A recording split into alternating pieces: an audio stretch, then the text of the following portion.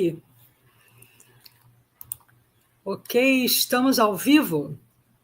Estamos ao vivo aqui no canal. Boa tarde para todos. Sejam muito bem-vindos, bem-vindas à série de encontros Complexidade e Saberes em Diálogo. Eu sou Alessandra dos Santos, uma das coordenadoras, junto aqui com o professor Renato Figueiredo. Nós somos do grupo de Estudos e Pesquisa em Ensino e Conhecimento Científico, o GPEC, que está situado na Universidade Estadual do Sudoeste da Bahia, a UESB, em Vitória da Conquista. A série Encontros, Complexidade e Saberes em Diálogo tem como foco dialogar com professores e pesquisadores, conhecer suas experiências de pesquisa e explorar a relação de seus trabalhos com as possibilidades de divulgação e popularização da ciência no contexto educacional, investigando, nesse processo, as contribuições da teoria do pensamento complexo de Edgar Morin e de correntes epistemológicas convergentes, como a transdisciplinaridade e a ecologia de saberes. No encontro de hoje, da série Complexidade, recebemos a professora doutora Josineide Silveira de Oliveira. É um prazer, professora, recebê-la aqui hoje. Eu vou chamá-la aqui em cena. Prazer, professora, e vou introduzir brevemente, as suas informações do Lattes, Então, mais ou menos, depois a senhora pode se apresentar melhor. Então, a professora Josineide possui graduação em Pedagogia pela Universidade Federal do Rio Grande do Norte, mestrado em Ciências Sociais pela Universidade Federal do Rio Grande do Norte e mestrado em Ciências da Religião pela Universidade Católica de Pernambuco. Doutorado em Educação pela Universidade Federal do Rio Grande do Norte. Atualmente é docente aposentada da Universidade do Estado do Rio Grande do Norte e professora credenciada no programa de pós-graduação em Educação da Universidade Federal do Rio Grande do Norte. A professora Josineide tem experiência nas áreas de Teologia e Sociologia, com ênfase em Ciência da Religião, atuando principalmente nos seguintes temas: complexidade, educação, ciência e espiritualidade. É pesquisadora permanente do Grupo de Estudos da Complexidade. Muito bem-vinda, professora.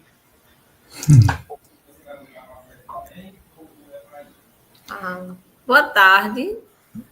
Todos me ouvem? Sim. Então, é um prazer estar aqui colaborando mais uma vez carinhosamente a gente chama, com o grupo do Renatão, com a UESB, O Renatão fez aqui o doutorado dele aqui no GRECOM, no Grupo de Estudos da Complexidade, com a professora Conceição Almeida, que foi nossa orientadora, continua sendo ainda nossa orientadora, ela é uma referência para a gente, E no GRECOM a gente costuma dizer que a amizade não termina, A gente entra e permanece ligado por este vínculo muito forte que é ciência e amizade, A gente tem esse compromisso. Então, a gente agora eu fico à disposição para alguma pergunta que vocês tenham, para fazer e para a gente começar a nossa conversa. Eu gostaria de dizer que a gente está muito feliz, eu estou muito feliz de estar aqui com vocês e a gente vai conversando agora à tarde. Pronto. Alessandra, eu gostaria só de dar uma palavrinha de agradecimento à Josineide, como ela bem lembrou, ela estava no GRECOM já como doutora enquanto eu estava me doutorando. Eu não exagero se eu contar para todos que Josineide foi a professora em quem eu me socorri, foi com quem eu me socorria. Não era muito com Ceiça, porque Ceiça não dava muito tempo para você se socorrer com ela, mas com Josineide eu me socorria. Eu costumo dizer que Josineide foi a minha Síbila de Cumas, aquela que ouvia os meus segredos e contava as esperanças, contava as boas novas do futuro. Então, Josineide foi essa pessoa. E mais agora também é preciso dizer que, se não fosse Josineide, provavelmente nós não teríamos nosso grupo de pesquisa, o GPEC, agora na pós-graduação. Por que eu digo isso, Alessandra, e aí para quem estiver ouvindo? Porque Josineide, ela praticamente participou de todas as nossas bancas iniciais. Agora está participando de menos, né? Ainda bem que ela não tá, mas a gente está conseguindo encontrar outros parceiros para discutir a complexidade, mas ela participou de quase todos e ajudou em quase todos os trabalhos do nosso grupo de pesquisa, Alessandra. Então, Josineide tem sido a grande arquiteta do nosso grupo de pesquisa. Então, eu estou dizendo isso para afirmar que o débito que eu tenho com Josineide, que o nosso grupo tem com Josineide, ele não vai ser cumprido, né? A gente não, eu tenho só que agradecer, dizer muito obrigado sempre a ela, mas eu sei que essa dívida que a gente tem, que o nosso grupo tem, ela não consegue, não vai ser terminada. Então, quando a gente propôs o grupo quando a gente propôs esse projeto, Alessandra, quando a gente propôs junto esse projeto, pensou esse projeto, foi uma das primeiras pessoas que eu disse, olha, eu tenho certeza que Josineide vai colaborar, vai gostar de colaborar, porque ela tem acompanhado o nosso grupo de pesquisa, tem acompanhado os nossos estudos. Então, eu tenho certeza que ela vai colaborar. Ela já está aí escalada a banca para uma próxima banca aí que nós vamos ter de doutorado, não é isso? Eu acho que ela já está escalada, enfim. Josineide, ela é o grande alicerce do nosso grupo de pesquisa, viu, Alessandra? É o grande alicerce nossa Josineide. Então, é isso, eu acho que a Alessandra pode fazer assim, assim, falar um pouquinho o que a gente quer, o que a gente precisa ouvir da Josineide e as considerações dela, não é isso, Alessandra? Sim, eu gostaria que a senhora se apresentasse. Assim, eu fiz uma apresentação do Lattes, né? E eu queria que a senhora se apresentasse sem ser do Lattes, né? Apresentando uma característica da sua pesquisa. Eu fiquei curiosa com esse tema, né? O fenômeno religioso, que tem a ver com a complexidade e depois com a divulgação científica, né? Então, com a palavra, pode ficar à vontade e começar a sua fala. A gente vai se retirar e deixar aqui a senhora na tela, tá bom? Na tela. Pronto, quando quiserem voltar, é só voltar. Isso eu Beleza. entendi que era uma conversa. Não? Sim, mas a gente pode até ficar assim. Não, eu acho que é melhor. Pronto, Eu acho que então tá bom. eu acho que é melhor e a gente fica em conversa aqui. Bom, eu começo. É interessante, né, Renata, essa tua apresentação. De fato, esse é o sentido que a gente aprendeu a fazer no Grecon. Nós aprendemos a trabalhar com complexidade assim. Trabalhar com a complexidade é vida em movimento. E foi assim que a gente aprendeu muito cedo. Agora, como é que eu chego no Grecon? Né? Como é que eu chego no Grecon? Primeiro, eu fiz pedagogia, né? Eu sempre quis fazer comunicação. Eu sou uma pessoa que trabalho com pedagogia, trabalhei com pedagogia e hoje trabalho com educação, mas sempre quis estar na área da comunicação, ao mesmo tempo que fui, durante muitos anos, militante de igreja. E isso me fez ir para a área de educação no aspecto do ensino religioso. Eu entro para ser professora de ensino religioso muito cedo. Eu trabalhava com ciência da religião, com história, geografia, sociologia e ensino religioso. Então, a partir daí, eu faço mestrado em ciências sociais para discutir, para saber porque o que a ciência tinha a dizer. Na época eu separava muito, né? Eu achava que os saberes da educação, os saberes escolares, era uma coisa, a ciência era outra, e eu só venho entender isto a partir essa ligação, essa completude, quando eu chego no mestrado. Então, é o mestrado em ciências sociais que me dá essa direção. E aí também que eu conheço Ceissa e conheço a noção de pensamento complexo. A partir dessa concepção de pensamento complexo que eu adquiro no mestrado em ciências sociais, eu vou para o doutorado. E no doutorado foi interessante porque eu queria agora enveredar, continuar com essas disciplinas que eu falei, ciências humanas, mas eu já estava capturada pela filosofia. E no doutorado eu vou pesquisar um filósofo do século XII chamado Pedro Abelardo, um filósofo da lógica, mas ele não era só um filósofo da lógica, ele era também um teólogo. E aí eu me encontro nessa encruzilhada, né, nessa boa encruzilhada de trabalhar com o pensamento complexo e a lógica, né, a lógica do Pedro Abelardo e a educação. É nessa perspectiva que eu adentro o pensamento complexo. Agora, quando a gente fala de pensamento complexo, é bom a gente imaginar que o pensamento complexo não se resume ao Edgar Morin. Daí a gente falar de ciências da complexidade, ao invés de a gente falar de ciência da complexidade. E é nesse itinerário que eu encontro um outro filósofo chamado Spinoza, Baruch Spinoza. Disso,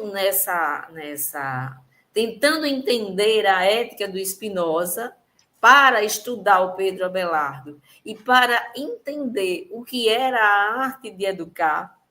E aqui eu já digo, a arte de educar não se resume, nunca se resumiu para mim à educação formal apenas, mas é aquilo que nós trabalhamos como formação humana, formação para um humanismo. E aí sim, eu passo a trabalhar com o fenômeno religioso, a complexidade, e é isso é divulgação científica, de certo modo, porque é quando a ciência chega, ao meu ver, quando ela chega, ao meu ver, à escola. E ela chega à comunidade escolar, ela não está resumida aos estudantes, aos colegas professores, ela transcende os muros da escola. Então, nesse itinerário, nesse caminho, que eu aprendi a fazer ciência e a trabalhar com a ideia de complexidade e educação. Como é que o fenômeno religioso, claro, vocês já viram aí que eu era professora de ensino religioso, vou trabalhar um filósofo que é também teólogo, e vou trabalhar com a perspectiva da relação mestre-discípulo, porque eu vou estudar o Pedro Abelardo a partir das cartas dele com a discípula amada dele, que é a Heloísa, e a escola que não é apenas a escola, mas é aquele pedaço da família que está num determinado lugar onde ele vai fazer onde vai ser feita a sistematização do ensino, que é onde estão os alunos. Então, a partir dessa perspectiva, eu acabo trabalhando com o fenômeno religioso. Mas teve uma coisa interessante nesse momento. Eu acabo por trabalhar com o ensino religioso a partir de uma experiência com o FONAPE, Fórum Nacional Permanente do Ensino Religioso. Eu dava aula de ensino religioso, mas nesse momento o FONAPE travava uma luta muito forte para que o ensino religioso fizesse parte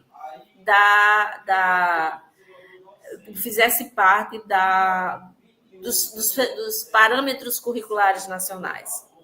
E é nesse trabalho com a ideia dos parâmetros curriculares nacionais que eu me junto a pesquisadores de diversas partes do Brasil para entender o ensino religioso para além da catequese ou para além da esfera de uma confissão religiosa, mas para entender como um fenômeno religioso. Um fenômeno religioso é um fenômeno social, porque é aquilo que tem a ver com a relação cultura, tem a ver com a relação social, com a dimensão de se pensar quem é, com a dimensão existencial, e é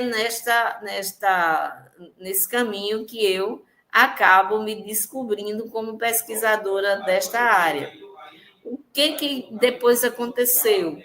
Essa luta do ensino religioso, nessa luta do ensino religioso, eu acabo por ir dar aula no curso de ciência da religião. E dando aula do curso de ciência da religião, acabo por passar num concurso. Né? Eu já era professora da rede estadual, mas acabo passando no concurso para dar aula de ciências da religião, né? No curso de ciência da religião da UERN, e passo a pesquisar os fenômenos religiosos. E a partir disso, o fenômeno religioso, a partir do trabalho dos meus alunos, a partir do TCC. E hoje eu entendo que o fenômeno religioso, para mim, é uma modalidade da cultura, é uma das modalidades da cultura. Por isso, aqui no Grecon, onde a gente trabalha, eu trabalho com a ideia de espiritualidade. Trabalho muito com essa ideia de espiritualidade. O que é espiritualidade? É uma conexão, não tem a ver com religião, espiritualidade para mim. Até tem, mas não se resume a isso. Então, é uma conexão que as pessoas têm com a parte maior, com a transcendência. E essa transcendência se dá pela imanência, se dá na imanência, ou seja, é na vida que nós encontramos a própria transcendência. Eu não sei se é por esse percurso que vocês querem que a gente continue, se tem outra pergunta. Eu não sei se eu agora posso falar das minhas pesquisas. Né? Tá ótimo. A gente tem trabalhado um pouco com essa pesquisa, mas se a transcendência se dá na imanência, ou seja, no caminhar, no viver, no cotidiano, isso se pergunta muito quem é esse humano e que cotidiano é esse que ele está fazendo. E, a partir daí, uma ideia de autoética muito forte. Assim, quem sou eu? Quem sou eu?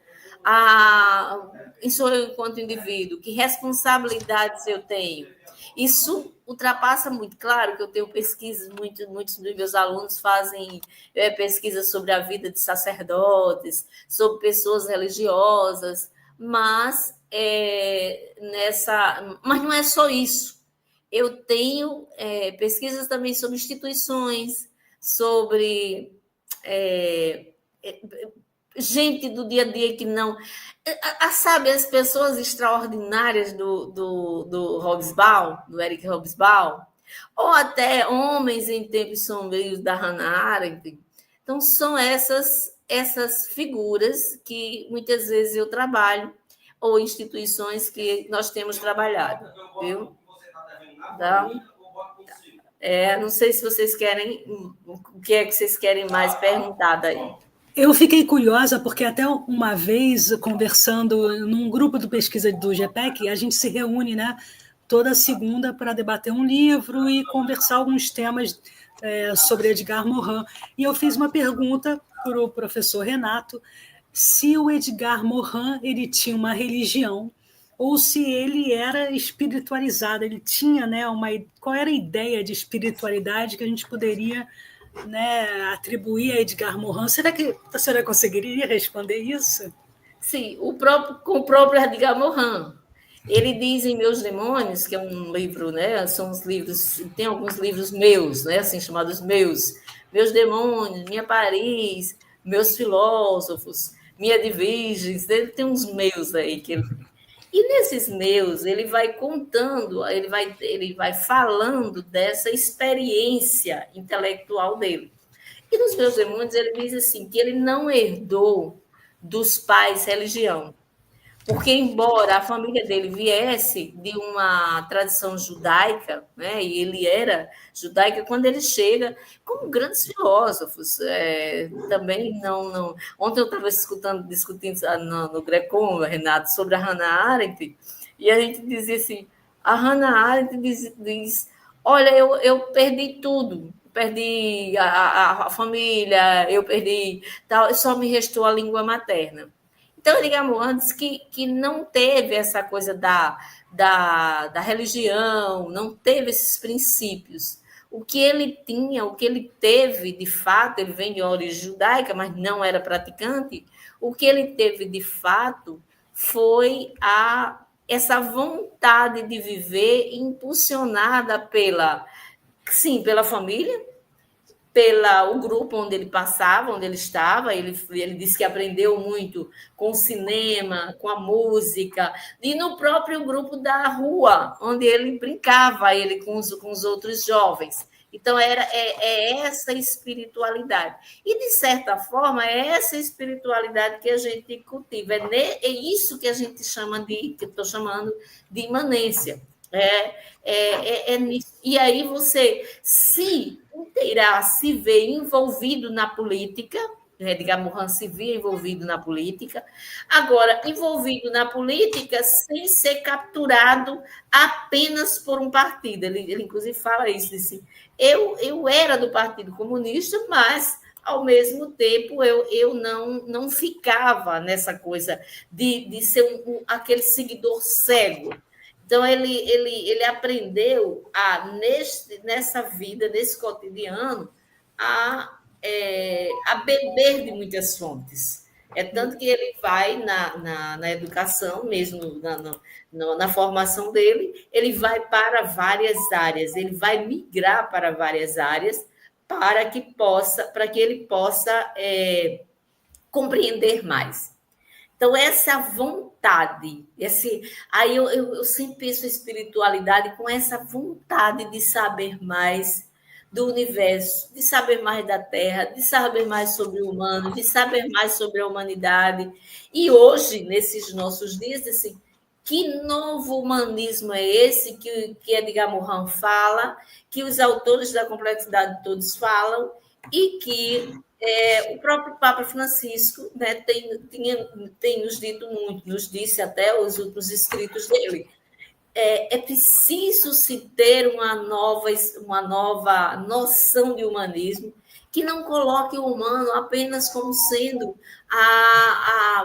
o principal ser vivente, mas o humano em cadeia, em relação com os outros seres, com as outras vidas.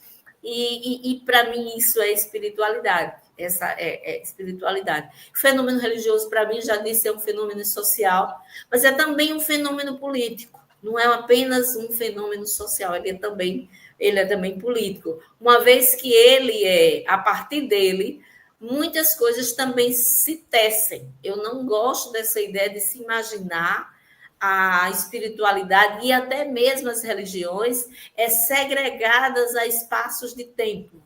A gente forma pessoas para viver. E nesta vida, se a gente olhar ao grande mestre Jesus Cristo, eu sou cristã, né, e sou católica assumida mesmo.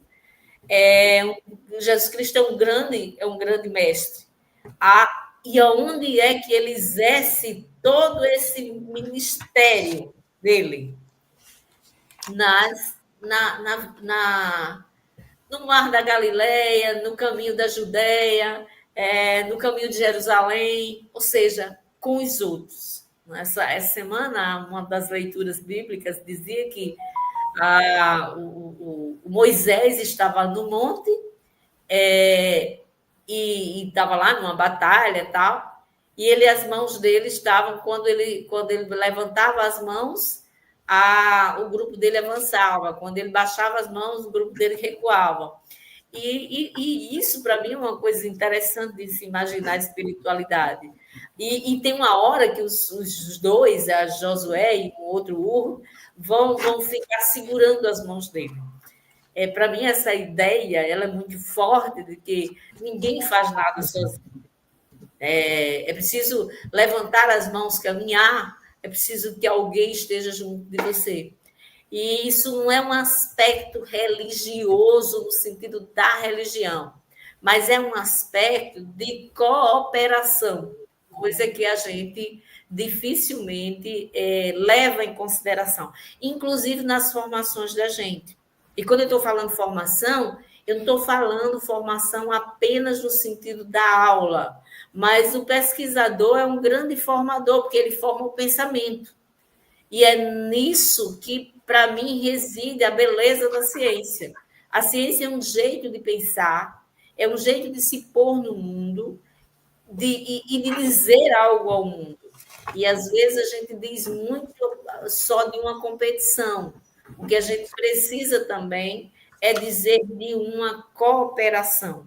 E agora, nesses últimos tempos, a ciência tem nos mostrado que essa cooperação, principalmente depois da pandemia, essa cooperação, ela não se resume aos humanos. Se você imaginar o que tem dito o Ayrton Krenak, o Daniel Munduruku, a própria Conceição Evaristo, o Antônio Bispo, esses pensadores que estão agora conosco, caminhando nesse tempo que nos cabe viver, o próprio Leonardo Boff, eles têm mostrado isso. Não é sozinho. Acho que quando a gente está trabalhando com essa história do fenômeno religioso e a complexidade e a divulgação científica, é para talvez espalhar no mundo essa ideia de que nós não estamos sozinhos e a nós não cabe apenas o papel de decidir sobre a vida na Terra. Nós somos grandes colaboradores, mas nós precisamos compreender numa certa caminhada. E caminhada com outros viventes, com outros parceiros, com outras forças de conjunção. Enxergar o valor dessas forças de conjunção em favor da vida, talvez essa seja a nossa grande responsabilidade enquanto pesquisadores, enquanto ciência. Acho por isso que é muito bom vocês fazerem um programa como esse, um trabalho como esse, de divulgação de que ciência nós estamos falando. Quando você falou, e você estava falando as primeiras palavras, eu penso que esse trabalho que você está fazendo agora é um grande laboratório de ideias, para quem escuta hoje, amanhã, sei lá, para se pensar, quem somos nós? O que fazemos? A ciência pode ficar restrita a um laboratório. Isso aqui é um tipo de laboratório que se espalha agora pelas redes. A gente nunca pensa no laboratório como um ponto de rede, mas ele pode ser um ponto de rede, a experimentar ideias, a conectar ideias. Então, eu parabenizo vocês por esse ensaio de laboratório que vocês estão fazendo agora, né? Muito bem. Fala, Alessandro, seu microfone está... Não, liguei. Pode. Quer falar alguma coisa, professor? Eu achei maravilhoso essa ideia de laboratório de ideias. É um laboratório aberto, né? Um laboratório. O Bruno Latour também fala desse laboratório, né? Agora, nessa nossa conversa, viu, Josneide, eu queria fazer, na verdade, duas... perguntas, não é pergunta, são duas coisas para ver. Porque, por exemplo, você sabe que uma das primeiras coisas que aconteceu comigo e acontecia com todos os orientandos de ciência quando a gente chegava no Grecon era ler os trabalhos, né? Então, a gente ficava lá, sentava lá naquela salinha do lado, lendo os trabalhos, e, evidentemente, um dos trabalhos que eu li, que eu mais gostei, foi o seu trabalho, né, as suas cartas, né, trocadas entre Abelardo e Heloísa. E, assim, quando eu cheguei aqui de volta, eu também, quando comecei com o grupo, uma das coisas que eu falava, olha, você tem que ler esse trabalho e tal, mas a gente não encontrava os trabalhos, eu não encontrava no repositório, porque hoje em dia é muito fácil, né? Você vai entrar lá no repositório e tal, e baixa as nossas dissertações aqui, são assim, mas o seu a gente não conseguiu encontrar, os alunos não encontravam, eu também não encontrava. Então, eu queria saber por que a gente não encontra o seu trabalho, que eu acho que é maravilhoso, ou se não encontra o seu problema nosso, ou por que é. A outra, porque eu acho que todo mundo deve ler o seu trabalho. As suas cartas estão maravilhosas, essa troca de cartas e a coisa do amor está maravilhoso. Assim, eu quero saber por que não encontra. A segunda coisa, que também nessa nossa conversa, eu queria dizer, você já disse muito bem, eu achei lindo você falar, né, que a ciência é um jeito de ver o mundo, né? Mas eu queria saber um pouco da sua opinião a respeito do porquê que hoje alguns cientistas... eu quero lembrar que quando eu falo alguns cientistas, não falo de todos, porque, evidentemente, a gente conhece o Henri Atlan, que é muito religioso, ele é judeu, muito religioso, e ele não dissocia a ciência da religião, ao contrário. Não é? Mas eu queria saber, então, por que você acha que hoje existe uma corrente tão forte que faz questão de dissociar a ciência desse fenômeno religioso, disso que você colocou como essa conexão, essa espiritualidade, essa conexão com a transcendência? Por que você acha que alguns cientistas hoje, né, assim, notadamente alguns pesquisadores, dizem, não, ciência e religião não tem nada a ver? Por que acontece isso? Por que não seria uma discussão assim tão interessante? Né? Falar, não, são sim, isso é a mesma coisa. Você está entendendo? Por que acontece isso? Pelo menos eu vejo aqui. Não sei se essa minha impressão daqui ela pode ser transbordada para outros locais de pesquisa, para outras universidades, mas eu acho que, pelo menos nesse meu mundinho aqui, eu vejo muito isso e eu não concordo. Então, como é que é isso? Bom, a primeira coisa é em relação ao meu trabalho, né? Eu depois, na época, eu termino em 2004 e não tinha ainda o repositório da gente terminar, deixar lá, a gente deixava sei lá, um CD, eu acho que era na época, CD, e não, depois, só depois é que agora a gente é obrigado a gente já deixar o trabalho e tal, mas na minha época não era. E o tempo foi passando e eu fui revendo algumas coisas, não em termos de conceito, mas em termos da própria escrita, de estilo do texto. Você tem uma ideia? Meu texto ele é feito, são 4 cartas, a tese ela é composta de 4 cartas, uma ao leitor, que é onde eu apresento minha temática, e ela corresponde àquilo que é a introdução, apresenta a temática, apresenta as questões, apresenta como é que eu chego ali, tal. Corresponde a uma introdução, mas é uma carta ao leitor. Sim. A segunda carta ela é para o Abelardo e o tema dela é sobre transcendência. E é nesse tema, é nesse momento que eu escrevo sobre a ideia de transcendência na imanência. Eu discuto com o Abelardo este conceito de transcendência. A terceira carta, ela é sobre o amor. E nessa carta, ela é endereçada a Heloísa. Heloísa foi a discípula de Abelardo, uma aluna, né, e se apaixona por ele. E nessa paixão, eles têm um filho naquele período. Os filósofos, os clérigos não podiam casar, e ela tem um filho, mas se ele casasse com ela, ele perdia o grande brilho do clérigo que sabia dominar a carne, que vivia para os estudos. Daí ele casa com ela em segredo, né? E depois o tio dela sabe e manda castrá-lo. Bom, é toda uma história. E eu escrevo sobre o amor para a Heloísa. E a quarta carta, ela é sobre o cuidado.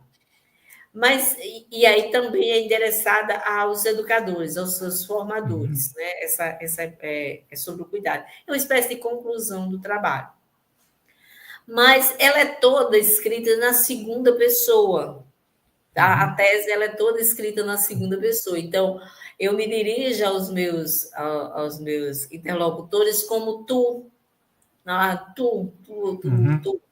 E ela tem uma leitura difícil. Eu depois não me animei mais de publicar esta carta, mas não só por isso. Eu gosto muito dessa relação do tu, de proximidade. É como se eu tivesse olho no olho com a pessoa. Sim. Mas acabou que eu não me animei mais de publicá-la, mas acho que foi só isso, não é? Tem a ver com os conceitos. Tem a ver com estilo, ampliação de ideias, aí eu não tive mais tempo de parar para ampliar, porque aí precisava. Quando você passa um ano, você olha para sua tese e passa 1 ano, 2, você sabe que precisa ampliar, não é que você vá muita coisa ali, você precisa ampliar, aprofundar aquilo que você, na época, só podia chegar ali, até aquele ponto. Hoje, 21 anos depois da tese, escrita, você dá vontade de aprofundar. Mas aí você teria que parar muita coisa para fazer isto, tá? Em relação à ideia de por que a ciência ela é o terreno da racionalidade e muitas vezes, eu digo como Edgar Morin, muitas vezes da racionalização. A gente acredita que a ciência pode provar tudo, e a existência de Deus, e daí a separação. Não é só da religião que muitas vezes a gente se separou. A ciência do século XIX, ela se separa também da filosofia. Há uma fragmentação. Ela separa-se da filosofia para que ela possa imaginar que está num reino de verdade, de encontro da verdade. Então, aquilo, dia desses conversava com um jovem pesquisador e ele me dizia, eu só acredito na ciência, aquilo que se pode provar. Nem sabe ele que a gente prova uma coisa aqui e a própria natureza da ciência é superar aquela própria provação nossa. Então, acho que a gente ainda vive de uma ciência muito romantizada, no sentido de se imaginar que é o reino das certezas, o reino dos encontros, o reino vamos dizer, dos ajustes, e que a ciência cabe dizer a verdade. E como a gente não pode provar a existência de Deus, como a gente não pode provar, às vezes eu estou escrevendo e disse, não, mas isso é muito romântico. Às vezes você pega uma poesia, pega uma letra de uma música, você pega uma coisa mais das humanas, mais filosófica, e aí você diz assim, sim, mas isso que você está fazendo não é ciência. Tá? Então, mas que ainda temos que caminhar, a ciência ainda tem que caminhar para entender esse jogo de incertezas, de que ela não tem, aí eu falando incerteza, como instrumento de medir tudo. Né? A gente imagina que a ciência é capaz de ter um instrumento de medir tudo, e a gente não tem esse instrumento de medir tudo ainda. Tá? E nas grandes interrogações, a gente diz, não, mas isso é coisa da filosofia, não, mas isso é coisa da religião, não, mas isso é coisa da arte. Tá? Não que eu esteja dizendo que religião é ciência, não estou dizendo isso. A ciência ela tem o campo dela. Agora, esse diálogo e trabalhar com o espírito desta vontade de criação, que vem muito da estética e desta espiritualidade, eu acredito que é bem possível. É bem possível. Às vezes, a gente, com o espírito da racionalização fechada, a gente acaba por excluir esta racionalidade aberta que se avizinha, que faz uso da estética. Morin tem um livro lindo, que é Ignorância, Mistério e Conhecimento. Acho que naquele livro do Morin se responde essa questão. A ciência só avança porque... Não, acho que ignorância, mistério... ignorância. A gente só avança porque na ciência... porque reconhecemos a nossa ignorância diante do mistério. E o que é isso? A gente se dá conta de que nós não conseguimos medir tudo. Nós não, pela racionalidade fechada, nós não conseguimos. Então, é isso que nos faz avançar na ciência, querer saber mais. Agora, é próprio da ciência este rigor de querer saber sempre o porquê e de ter esta objetividade. Semana a gente brincava aqui no Grecon mesmo e dizia assim, a gente imaginar que a objetividade é apenas do ramo da ciência é desconhecer o Lévi-Strauss, né? É desconhecer a obra do Lévi-Strauss. Mas continuar nessa objetividade que nos faz buscar a clareza das coisas da ordem da ciência, né? Mas isso não impede que ela se avizinhe a outras áreas, a outros saberes humanos, inclusive a arte, para que possa ampliar até o ver dela, o escutar dela, o compor dela, né, dessa própria ciência. Muito bem. Hoje, Alessandra? Eu fiquei pensando sobre algumas frases, assim, achei muito bacanas, diz que o pesquisador é um grande formador, né? E ainda diz, quando vem essa reflexão sobre a espiritualidade, mais o espírito da criação, né? Me vem à cabeça de que muitos cientistas, como Einstein, por exemplo, eles misturavam essa racionalidade fechada, mas também com uma espiritualidade, né? Uma busca desse mistério de resolver os problemas. Então, as duas coisas estão ligadas, não é mesmo? Quando você retoma essa afirmação de que o pesquisador é um grande formador, né? Uhum. Naquilo. Para que você escreve? Por que você faz ciência?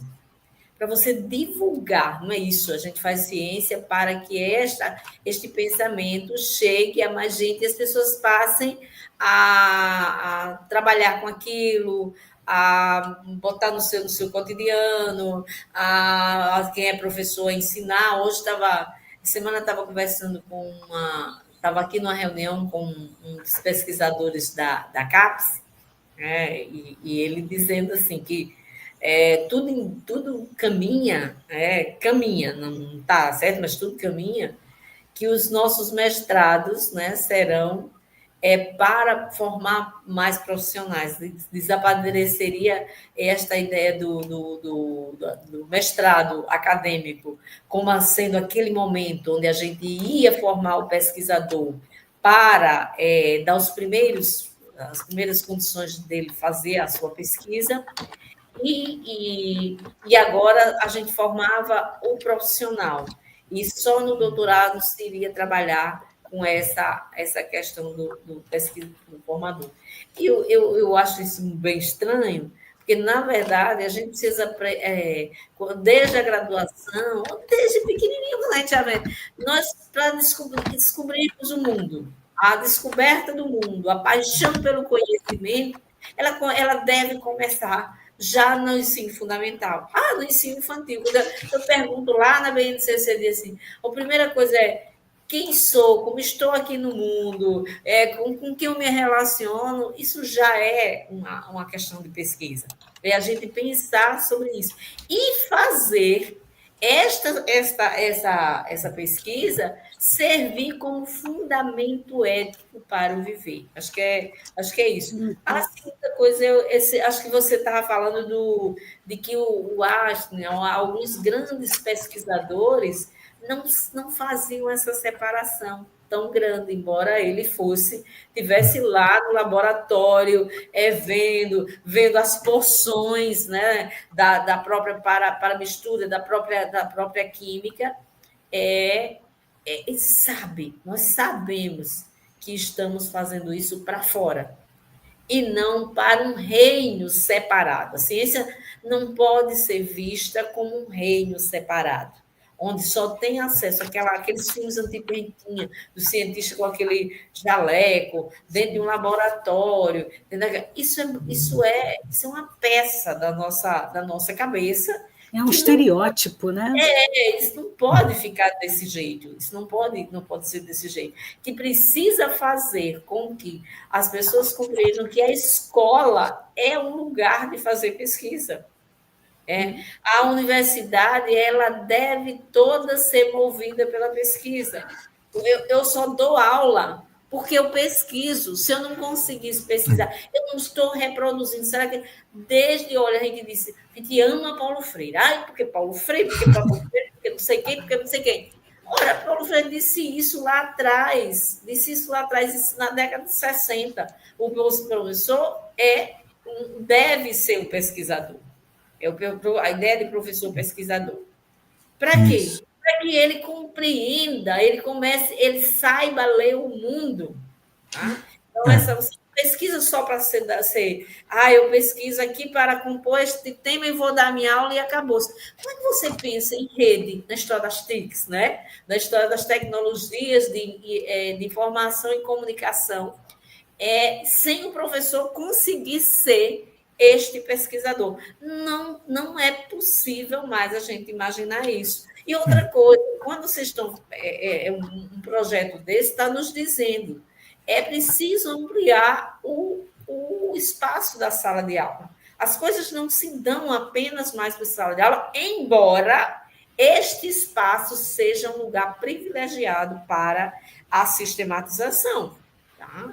E também não pensar a sala de aula como aquele lugar que os meninos entram, ficam sentadinhos, eu dou a minha aula, fecho e vou embora. Quando eu estou fazendo a minha orientação, eu estou fazendo pesquisa e dando aula, exercendo a docência. Né? Acho que é um pouco isso. Eu acho que é também para que o professor não fique repetindo, né, mimetizando fórmulas e conceitos, e aí sedimentando uma compreensão de ciência que não precisa ser do jeito que é ensinada. Né? Então, se você... Eu congelei? Não. Então, se você simplesmente reproduz essas fórmulas ou reproduz esses conceitos a partir de um livro didático muito resumido, você não consegue aprofundar alguns conceitos, algumas teorias que seriam talvez muito mais interessantes se fossem contadas de como elas vieram à tona, como elas foram inventadas, como elas foram descobertas. Então, esse é o sentido de laboratório. O Bruno Latour muito fala nisso, o Fleck também fala nisso. Quer dizer, se você consolidar um determinado conceito, uma determinada forma, enfim, o que seja, você não consolidou, não tem mais o que fazer. Então, aí você engessa uma determinada concepção, e aí você não avança. Então, se nós queremos, de fato, que a escola avance no sentido de dar mais essa amplitude que você diz, a gente precisa, então, como você precisa discutir, pesquisar, né, e talvez ensinar de uma forma, como diz a Isabelle Stenger nesse livro que a gente trabalhou, que eu gostei muito, que é uma nova ciência possível. Né? Então, ela parte desse princípio de a gente desacelerar. Então, acho que talvez seja preciso desacelerar um pouco para contar de forma mais aprofundada, um pouco mais aprofundada, essas narrativas da ciência. Olha, eu hoje estou dando aula num curso como professora visitante do IF, do Instituto de Ciência e Tecnologia aqui do Rio Grande do Norte, como professora visitante numa cidade do interior, trabalhando com os meninos da física. Eu estou na área de pedagógica, né, na área de didática, trabalhando com os meninos da física. E olha o que eu digo a eles. Primeiro, esquecer da didática como uma disciplina.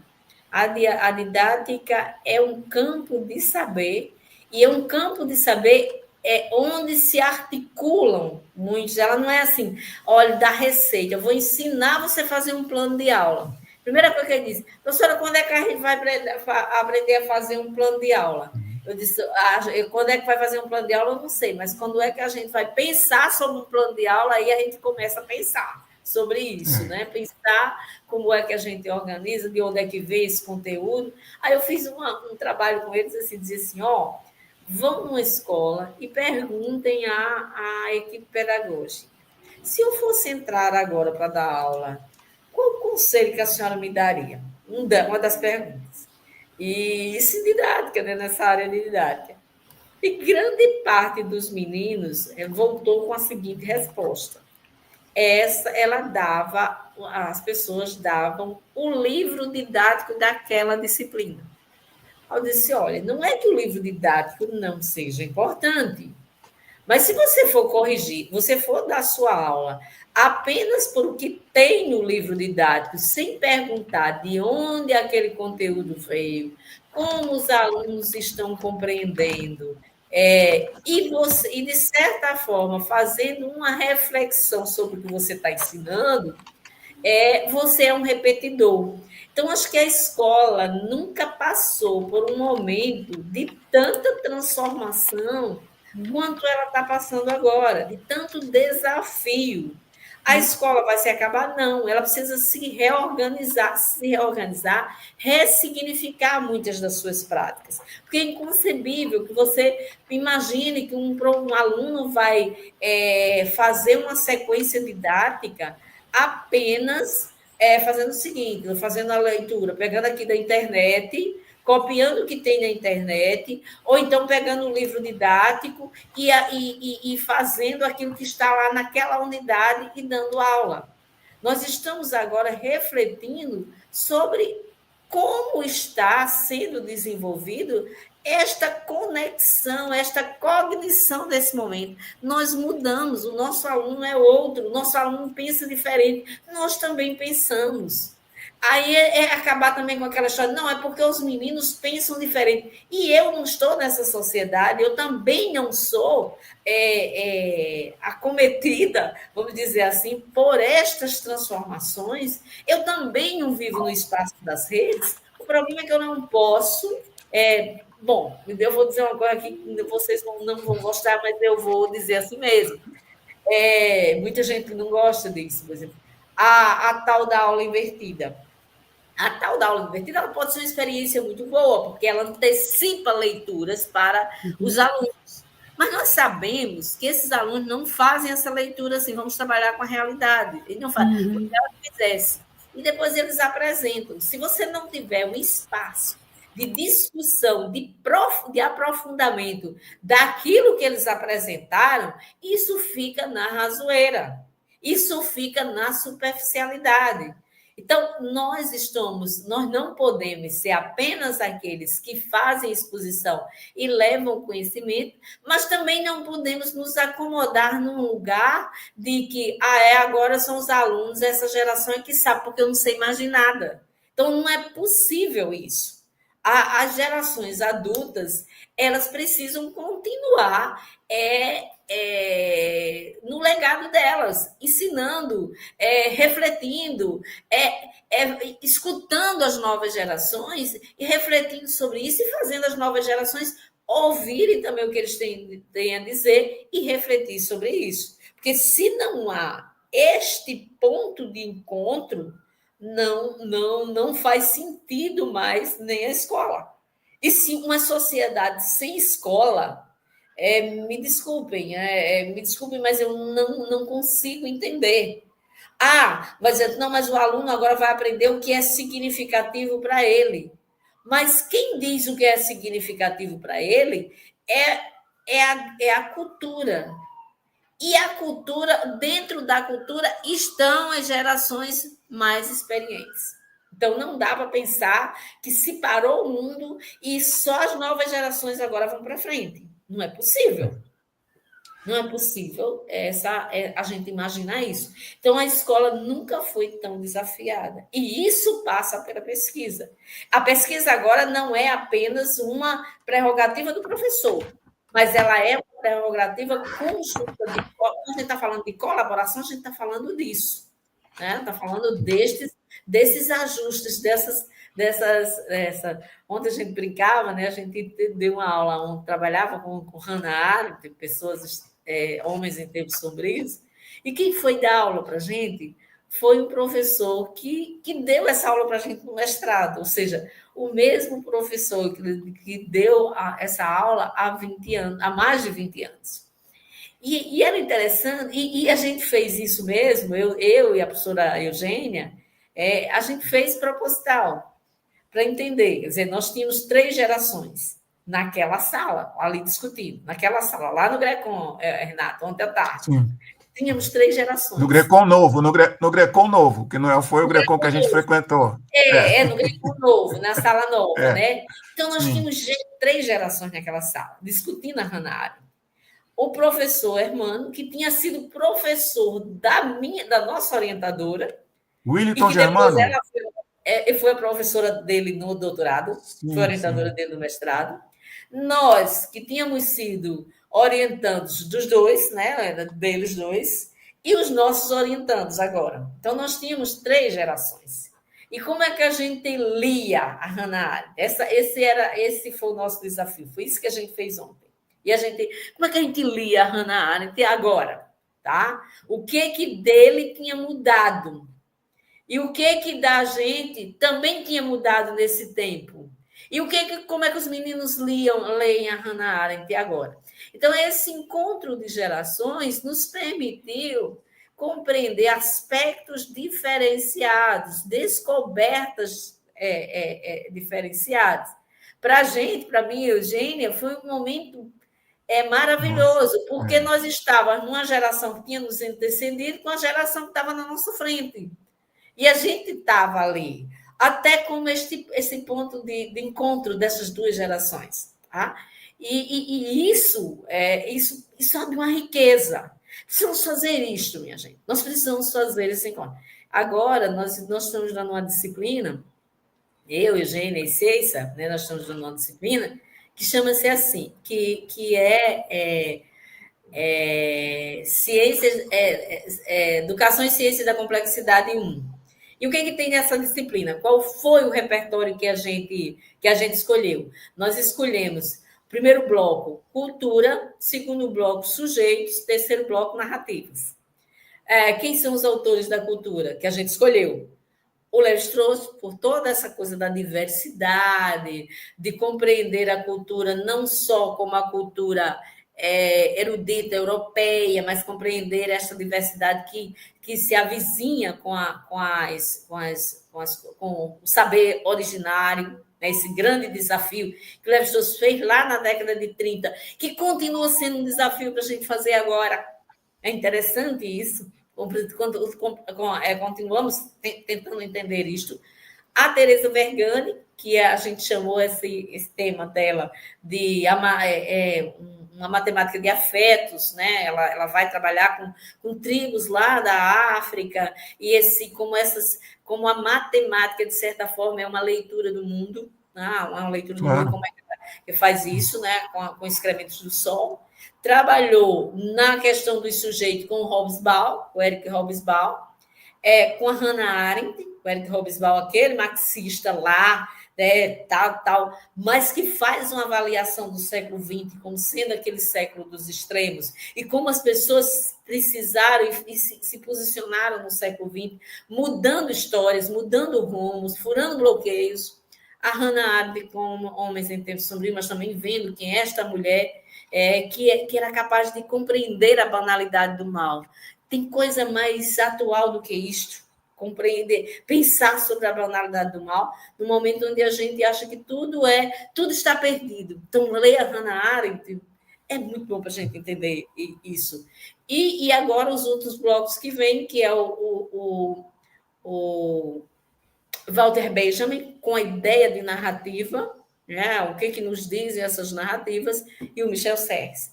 Então, essa discussão hoje, ela nos coloca, e é muito para a gente, para mim, Eugênia, é muito caro, porque nós estamos no meio dessas gerações, né? Compreendendo Sim. isso. Talvez essa seja um exercício mais refinado do que seria pesquisar. É isso. Mas nós estamos fazendo isso na sala de aula. Josineide, e tem outra coisa. Este tipo de encontro de gerações e de pesquisa, nenhuma inteligência artificial pode reproduzir. Não. Porque isso eu acho que é muito interessante, porque hoje a conversa com os alunos é sobre inteligência artificial, né? Não sei como é que está aí no Rio Grande do Norte, mas todo mundo quer saber da inteligência artificial e quer saber.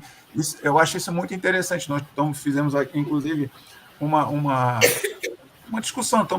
A gente está sempre conversando sobre isso, né? Então, esse tipo de experiência, de experimento, né, com gerações, ele está fora do sistema, né? Esse encontro ele acontece fora do sistema. A inteligência artificial não é capaz de capturar e de dar respostas a essa coisa. Eu acho isso muito interessante e é o que a gente tem que procurar fazer, né? E a nossa inventividade humana precisa trabalhar com isso para procurar fazer mais dessas experiências, né? Eu acho que isso é muito legal. Eu acho, sabe, Renato e Alessandra, que quando a gente. Essa discussão ela é muito bem-vinda. Essa discussão sobre inteligência artificial ela é muito bem-vinda, porque nós estamos falando de uma cultura em mudanças muito rápidas. Eu acho que é muito bem-vindo. Mas também ela primeiro entender a inteligência artificial como essa nova personagem, né? Assim, Sim. mas com essa nova área de conhecimento que se coloca para a gente. Tá? Eu acho que primeiro entender isto. Depois, me perguntaram um dia desse assim, olha, mas como é orientar agora com a inteligência artificial? Eu disse, bem melhor. Porque você tem bem melhor. Você Claro. tem coisas ali que eles trazem agora. Qual é o papel do orientador? É discutir, dar mais trabalho. Porque você vai discutir parágrafo por parágrafo daquilo que o aluno fez. E rever e ampliar, sei, mas você não pode dizer isso assim, por isso, isso, isso. Amplie, como é que você está entendendo? O que você está dizendo sobre isso? Qual é o autor que entra aqui? Como é que você... Não, mas eu encontrei, olha, a inteligência artificial já me trouxe todos os autores. Eu disse, então você não precisava fazer a tese. Agora, se você se coloca em diálogo com o que está aqui e consegue ampliar o que está aqui, aí para mim é bem melhor. Tá? Então, acho que esse é o desafio. Agora, por um outro, qual é o desafio? Primeiro, se a gente orientava, eu acho, 10 textos, com a inteligência artificial a gente precisa reduzir para 5. Sim. Porque o trabalho de acompanhamento desta produção ele é muito mais exigente, certo? Ele é bem mais exigente. Essa exposição assim que a gente está fazendo lá, e por isso, ela é muito mais desafiadora. Tá? Então, a gente precisa saber de que momento nós estamos sentados e vivendo agora essa... Agora, é mais uma vez aquela coisa, quando eu falei sentado agora, que estava me lembrando do Norval Baidello. Nós não podemos sentar e achar que o pensamento agora fica sentado e deixar que a máquina resolva. Se a gente pensar assim, ela realmente vai ser um problema. Mas se a gente imaginar que nós estamos numa época de mudanças, e como nessa época de mudanças, nós, enquanto pesquisadores, nós precisamos também mudar o jeito de trabalhar, eu acho que é uma boa ajuda que vem da inteligência artificial. Não vejo isso como problema. Com certeza, com certeza. Eu também vejo assim. Ela não pode substituir, mas pode ajudar. Sim, ela amplia, né, essa pesquisa, né? Ela já dá algumas respostas prontas, mas você tem que ampliar o escopo, né? Saber do que você está falando. É preciso você se colocar como sujeito. Agora, se você abrir mão de ser sujeito nessa era de inteligência artificial, você está perdido. Você está perdido. É isso. Verdade. Bom, Alessandra, eu estou muito satisfeito com essa nossa conversa com Josineide. Né? Não sei se a Alessandra ainda quer Sim, está ótimo. Eu só teria, eu tenho uma curiosidade imensa de saber as coisas, né? Mas eu estaria, se eu tivesse tempo, gostaria muitíssimo de acompanhar as suas aulas, né? Ali nesses temas, né? Que a senhora falou que vai estudar os Michel Serres, Hannah Arendt. Gostaria muito de estar aí participando. Infelizmente, não vai ser possível. Mas eu acho que se a gente imagina isso aqui como um laboratório de ideias, quem sabe a gente não cadastra disciplinas, é difícil, mas não cadastra disciplinas, mesmo fora do porque agora a gente só tem que dar disciplinas presencial, mas a gente não cadastra uma disciplina que a gente pudesse ter pontos assim, e os meninos teriam, de certa forma, eu não sei como é que a gente faria, aulas assim. Você dá aula daí onde você está, lá do Rio. Você vem do Rio, do Rio? Tu vem de Eu estou em Conquista. Não, mas qual é a sua universidade? Eu venho do Rio, Não. Então, você da sua Universidade do Rio, Renato da UESB, eu daqui de Natal, César daqui de Natal, outro professor, e a gente faz uma disciplina assim. Claro, as universidades vão gostar disso e vão dizer que está fora, mas a gente está muito interessado em saber o que está fora e o que está dentro. Não estou muito interessada nisso, tá? E aí a gente poderia dar alguns autores assim, né? Sim, que fosse uma disciplina com alunos matriculados mesmo, sei lá, uma coisa mais ou menos assim, né? Podia ser. Fica a ideia. Podiam ser diálogos, né? Podiam ser diálogos, conversas, né? Eu acho muito legal, pois é. É verdade. Bom, a gente está caminhando para o final, não é isso, Alessandra? Sim, isso. A gente pode fechar, porque assim, foi maravilhoso. A gente fez com perguntas no meio, né? Foi muito bom. Eu não preparei nada, eu vim para uma conversa mesmo. Né? É isso mesmo.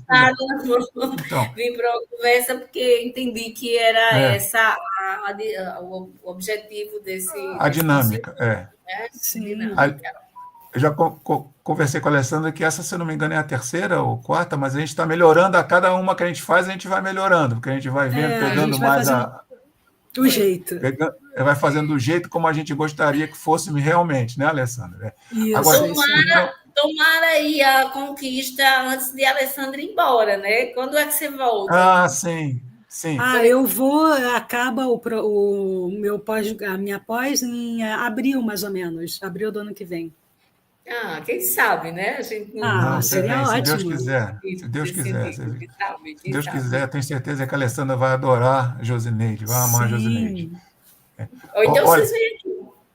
Ou então a gente vai para aí, pois é, também. Ô Josineide, eu não queria então concluir aqui a nossa conversa sem dizer para você que, como eu já disse, né, eu acho a sua tese irretocável, tá?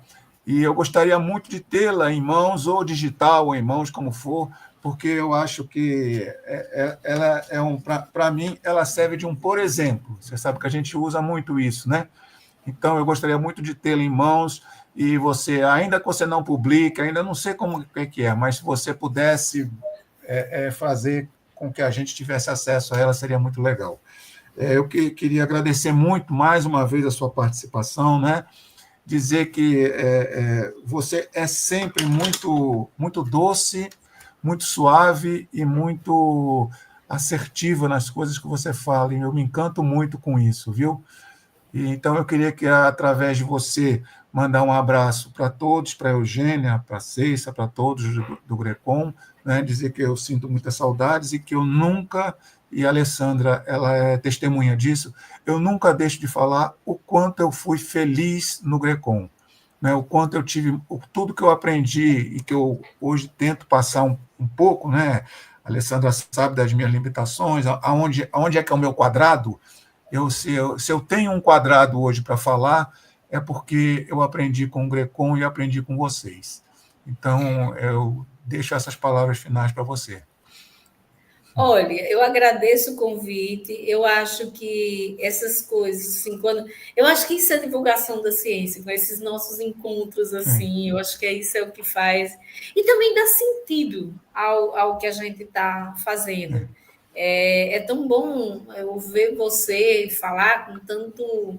Quando eu vejo você falar com carinho de Ceissa, quando vejo vocês, outros pesquisadores, eu digo assim, então vale a pena continuar fazendo o trabalho que a gente está fazendo. Tanto que agora eu estou aposentada e continuo orientando, né? Não tenho um vínculo formal com a universidade, mas continuo orientando gente credenciada para orientar, porque eu acho que vale a pena. É isso que dá sentido ao que a gente faz. E dizer que é sempre muito bom o contato com vocês de Conquista. Vocês é alegre, é leve. Então, assim, eu tenho muita saudade da Márcia, da galera toda daí. Então, fico do Pierre, da Luna, delas todas, né? Da Beatriz, da Vanessa, de tanta gente que a gente foi. E gente que eu não cheguei a conhecer, porque foi do período da pandemia para cá, e depois da pandemia eu não voltei mais lá. Alessandra, eu comecei a ir para a Conquista em 2008. E fui até em 2008 e fui até 2020, o último ano que eu fui. Indo só um ano que a gente voltou, mas indo todos os anos, né? De 2008 até 2020. E na época que era o aviãozinho pequenininho que pousava naquela pista pequenininha, né?